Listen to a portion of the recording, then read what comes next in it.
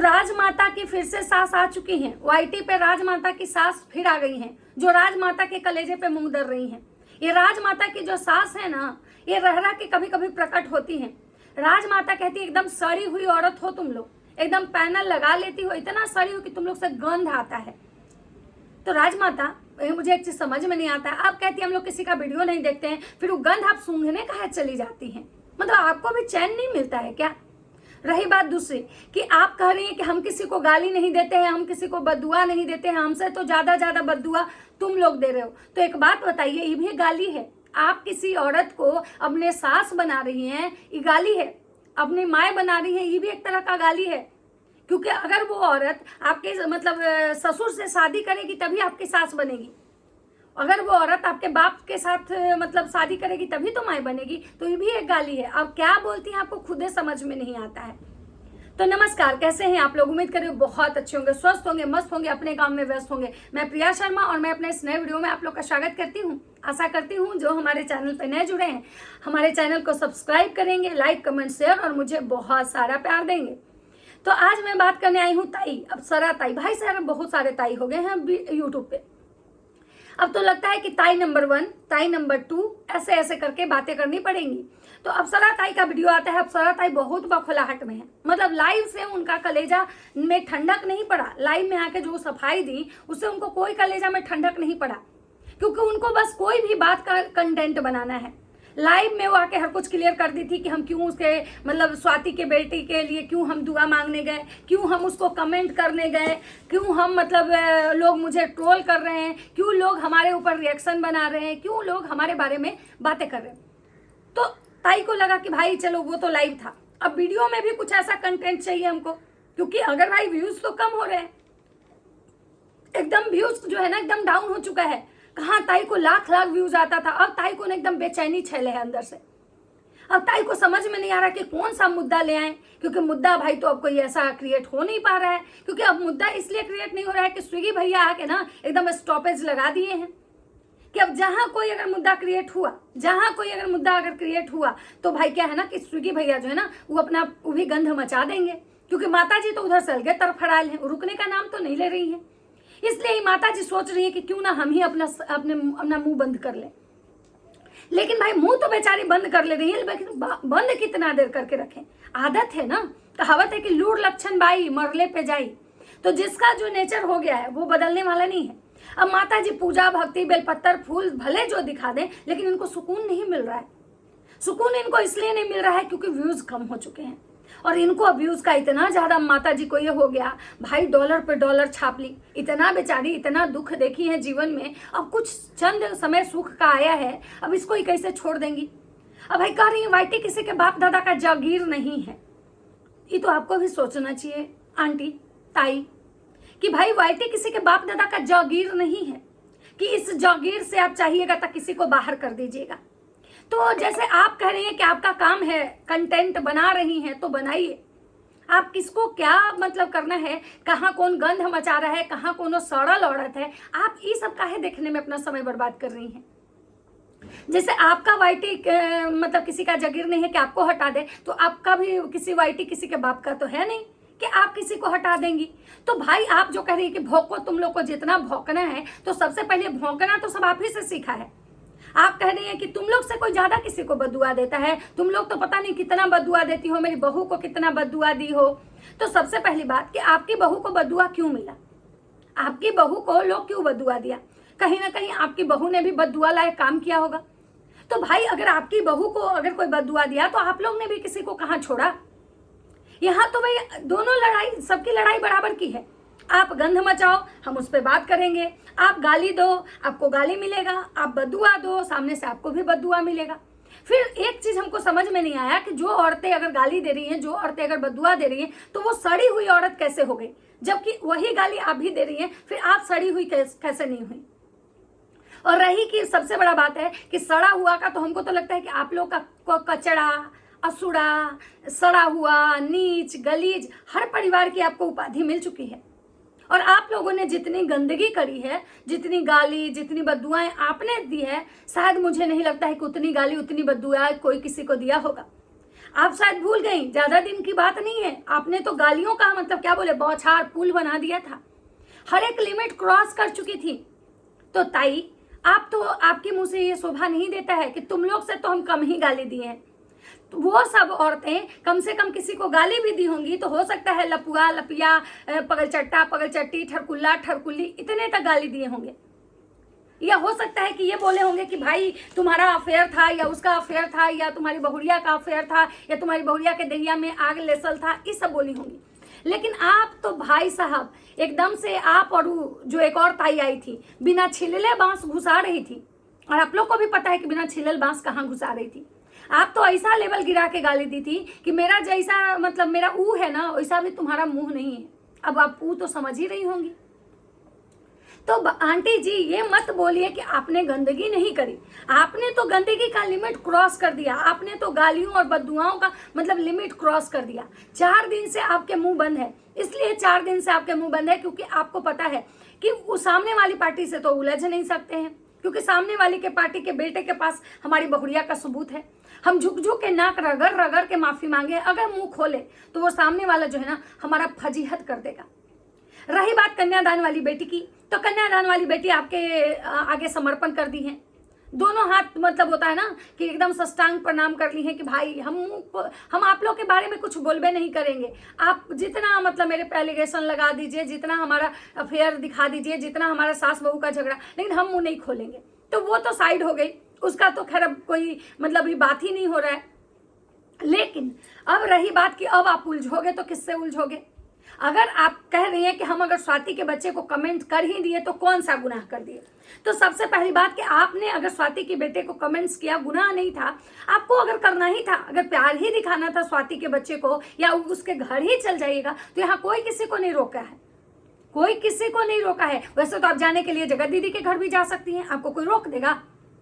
जगत दीदी के घर भी आप जा सकती हैं। आप लोग एक दिन ऐसा कीजिए, उठिए और जगत दीदी के घर चल जाइए और सबके मुंह पे एकदम लंबा लंबा तमाचा मारिए। लेकिन आपने जब अंकुश सक्सेना की बेटी के मतलब इस पे कमेंट किया, अंकुश सक्सेना ने आपको पलट के रिप्लाई तक नहीं दिया, तो सोचिए आपके मुंह पे कितना बड़ा तमाचा पड़ा। अंकुश सक्सेना बोले कि भाई हमको उन सब चीजों से, पुराने चीजों से मतलब ही नहीं है, हमको नहीं जाना है पुराने चीजों में, तुम लोग जितना लड़ो झगड़ो मरो कुछ करो, हमको कोई लेना देना नहीं है। तो जो ये चीजें आपने कमेंट करके जो अपनापन दिखाने की कोशिश की, अंकुश ने वहां भी आपको नेगलेक्ट कर दिया। अंकुश ने आपके कमेंट्स को लाइक तक नहीं किया, ना ही रिप्लाई किया। ये कह के अंकुश निकल गए कि भाई हम तो कमेंट्स पढ़ते ही नहीं है।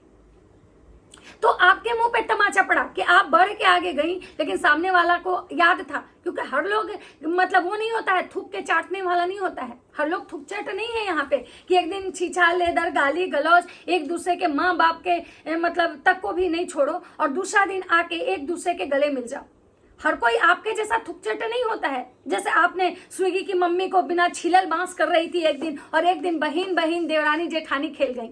एक दिन आपका भाई बेटा वो सामने वाले को लुलिया फुलिया कर रहा था, और दूसरे दिन बड़की माए कहने लगा। एक दिन आपका सामने वाला आपके बहू के बारे में पता नहीं कितना छिहत्तरी सब कुछ हो गया, उसके बाद आके भैया भौजी करने लगा। तो आप लोग जैसा हर कोई थुकचट नहीं होता है। बहुत लोग जो होते हैं ना आंटी जी, उनको डॉलर नहीं चाहिए, वो स्वाभिमान के लिए जीते हैं।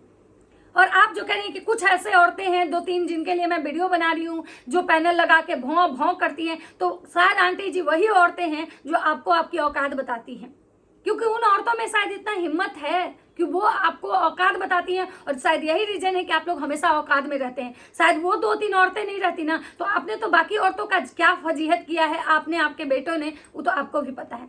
आप कह रही हैं हम लोग गाली गलौज नहीं करते हैं। आपने कौन सी ऐसी महिला है जिसके साथ आपका जब झगड़ा हुआ है तो आप गाली का लिमिट क्रॉस नहीं की है? आप वही माँ हैं जिसके बगल में उसका बेटा बैठ के, और आपका बेटा अपना प्राइवेट पार्ट का बाल वो कर रहा था, अपना प्राइवेट पार्ट के मतलब के तरफ इशारा कर रहा था, लेकिन आप कुछ नहीं बोली। अब इससे और लेवल गिरा के गाली क्या देंगी? आप वो महिला हैं जो मतलब कहती थी कि भाई तुम किसके साथ सो के मतलब बेटा पैदा की हो, तुम मतलब आप और वो जो सामने वाली जो आंटी हैं, वो आप दोनों में गाली का जो लेवल है ना एकदम बराबर है। और रही बात बद्दुआ की, बद्दुआ तो आप हमेशा मंदिर में बैठ के दी हैं। कोई तो वीडियो में देता होगा, कोई तो वीडियो में देता है, वो भी तब देता है जब आप बद्दुआ किसी को देती हैं। लेकिन आप तो मंदिर में बैठ के भगवान का पूजा करते करते आप लोगों को बद्दुआ देती हैं। तो मुझे नहीं लगता है कि आपसे ज्यादा सड़ी हुई कोई औरत होगी।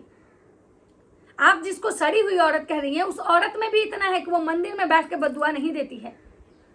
और आप कह रही हैं कि तुम लोग चाहते हो कि हम वाईटी छोड़ दे, तो वाईटी तुम्हारा जागीर नहीं है, तुम्हारा बाप दादा का नहीं है। तो सबसे पहली बात कि आप भी तो वही चाहती हैं कि सामने वाले को इतना परेशान करवाओ, अपने से करो, पीआर से करवाओ, उसके बाद उसके लिए लीगल चले जाएंगे, तो धमकी देके, तो टॉर्चर करके, तो स्ट्राइक मरवा के, तो वीडियो मतलब ये करवा के आप भी चाहती हैं कि सामने वाला वाईटी छोड़ के चला जाए। लेकिन सोचिए कि सामने वाला आपसे कितना ज्यादा पावरफुल है कि आप उसका बाल भी बक्का नहीं कर पा रही हैं।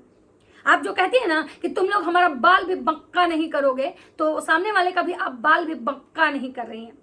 और आंटी जी का कहना है कि भाई हम जो है ना अमनख में बेटा पैदा कर देंगे। ऐसा कहावत हम भी सुने थे, गांव देहात में लोग बोलता है कि आन पे बेटा पैदा कर देंगे। तो आंटी जी ये बात तो जग जाहिर है, सब लोग बोलता है कि भाई दुनिया में कुछ भी आप कर सकते हैं, बच्चा कोई नहीं पैदा कर सकता है आन पे। लेकिन आंटी जी का कहना है कि आजकल वो भी संभव है। आंटी जी IVF की बात कर रही थी कि आंटी जी अब IVF में जाएंगी।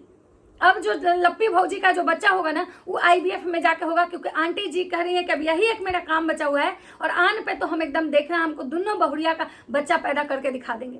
लेकिन मैं आंटी जी को एक चीज कहना चाहूंगी पर्सनली कि आंटी जी, जिसके किस्मत में बच्चा नहीं होता है ना, उसको IVF में जाने के बाद भी नहीं होता है। इसलिए आप जो ये चीजें कह रही हैं कि तो इतना भी घमंड मत कीजिए, क्योंकि आपके बातों से अहंकार दिखता है कि हमने सब कर दिया और तुम लोग देखना कि हम अमनक पे ना बच्चा भी पैदा करवा देंगे अपने दोनों बहुरिया का, और उस दिन तुम लोग के मुंह पे एकदम से थपेड़ पड़ जाएगा। तो आंटी जी, आपका जो बात है ना, जिसमें घमंड दिख रहा है ना, तो उस चीज के लिए ना हो सकता है कि वो थपेड़ कहीं आपके मुंह पे ना पड़ जाए, क्योंकि भगवान जो है ना, उनको आन पसंद नहीं है। रावण इतना ज्ञानी था, उसका भी अहंकार तोड़ दिए थे। तो आन पे कभी भी आज तक दुनिया में कोई भी बच्चा नहीं पैदा किया है। आपको क्या लगता है कि IVF में जाने के बाद बच्चा हो जाता है? जिसके किस्मत में नहीं होता है ना, उसको बच्चा कभी नहीं होता है। जिसके किस्मत में होता है ना, उसका ही IVF में जाने के बाद भी होता है।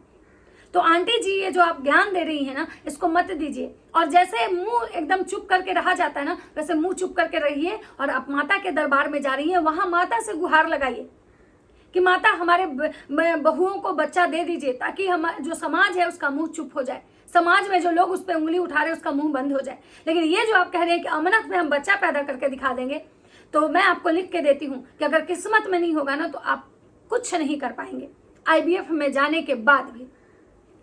तो आंटी जी जो ये बद्दुआ की बात कर रही है ना कहीं बद्दुआएं जो बोल रही हैं कि तुम लोग से ज्यादा नहीं, तो सबसे पहली बात कि आपने ही अपनी बहू को भी बद्दुआ दिया। वो बद्दुआ उसको लगा हुआ है, आज तक उसको वो बद्दुआ लगा हुआ है कि आज तक उसका बेबी नहीं हुआ, क्योंकि आप ही शायद उसको बद्दुआ दी थी कि तुम्हारा कोई बच्चा नहीं होगा, कभी भी वंश का मुंह नहीं देखोगी। और शायद आप ही के बद्दुआ से आज तक वो वंश का मुंह नहीं देखी है। रही बात दूसरों की बद्दुआ देने की, तो आप ही बोलती हैं हमेशा आके कि तुम लोग जो हमारे परिवार के खिलाफ जो वीडियो बना रहे हो, कंटेंट दे रहे हैं, बनाना है बनाओ, लेकिन इतना भी मतलब गंध नहीं करो, इतना छेछर लदर नहीं करो, इतना हमारे परिवार को मत घसीटो, तो तुम लोग नहीं भोगोगी, तुम्हारा बच्चा नहीं भोगेगा। ये सारी बद्दुआएं जो है ना आप ही देती हैं। रही बात की ये कह रही थी कि जब कंट्रोवर्सी होता है, लड़ाई झगड़ा होता है, तब फूल नहीं बरसता है। बात तो बिल्कुल सही है कि फूल नहीं बरसता है, लेकिन जब लड़ाई झगड़ा होता है, कंट्रोवर्सी होती है, तो कोई एक हद तक इतना ज्यादा किसी को जलील कर देता है, एक हद तक इतना ज्यादा जलील करता है। और एक होता है कि लड़ाई भी करता है तो लिमिट में बात करता है। लड़ाई दो तरह से होता है। तो जब मतलब आपकी बहू के बारे में वो बोली थी, तो वो बद्दुआ नहीं दी थी कि हाँ तुमको कभी बच्चा नहीं होगा। वो ये बोली थी कि तुम भी मेरे उम्र की हो, क्योंकि जब आपके पतिदेव ने ये बात बोला था उस लड़की को कि जहां से बच्चा निकाली हो वहीं घुसा लो, उसके बाद वो लड़की ये बात बोली थी। उसका पति भी आपके बहुरिया को लेके ये नहीं बोला था कि इसको बच्चा नहीं होगा, बल्कि वो केवल रोस्ट कर रहा था। जैसे आप वीडियो बनाती हैं, जैसे आपका कंटेंट है, जस्ट सेम वो जो अंकुश सक्सेना है वो सिर्फ रोस्ट कर रहे थे, क्योंकि उनका काम है। बहुत लोग का कंटेंट होता है गाली गलौज के साथ वीडियो बनाना, उनका कंटेंट ही वही होता है। तो ऐसा नहीं है कि वो किसी को गाली दे रहे हैं, उनका कंटेंट है वो। तो जो आप लोग किए हैं, वो जो गंध मचाए हैं, जो बद्दुआ दिए हैं आप, तो सबसे पहली बात कि जब सब कुछ हो चुका था, जब आपके परिवार को वो गाली दिए थे, उनके परिवार को आप गाली दी थी, तो फिर ये दिखावा क्यों आप जाके उनके कमेंट सेक्शन में कमेंट की? आपको पता था कि हम जब वहां पे जाके कुछ बोलेंगे, कुछ कमेंट। और सबसे बड़ी बात है कि आप ज्ञान देने गई थी, आप ये कहने गई थी कि हम जा रहे हैं तुम्हारे बच्चे के लिए आशीर्वाद देने, जो कि सबको पता था कि एक दिन आप किसी को बद्दुआ दी थी। तो सबसे पहले बात है ना कि आप जो कब बोलती हैं ना, आपको खुद पता नहीं होता है कि आप क्या बोल रही हैं, और बाद में आपको लगता है कि भाई हमको बहुत अच्छा बनना है। तो ऐसा नहीं होता है। आपने जो वाईटी पे अपना रंग ढंग दिखाया है, जो अपना चेहरा दिखाया है, जो अपना असली रूप दिखाया ना, उसको वो हर किसी को पता है। तो प्लीज अब अच्छा बनने की कोशिश अब ना करें, क्योंकि अब आपकी अच्छाइयों का यहाँ कोई इंतजार नहीं कर रहा है। सबने देखा है कि आप क्या हैं, आपका परिवार क्या है। तो इसलिए प्लीज आप जो हैं, जैसी हैं वैसे ही रहें। अब गिरगिट की तरह रंग बदलने की आपको जरूरत नहीं है। इसी कारण है कि ऑडियंस आपको लथार लगा रही है। तो चलिए, मेरी वीडियो कैसी लगती है आप लोग जरूर बताइएगा। तो चलिए मिलते हैं नेक्स्ट वीडियो में, तब तक सबको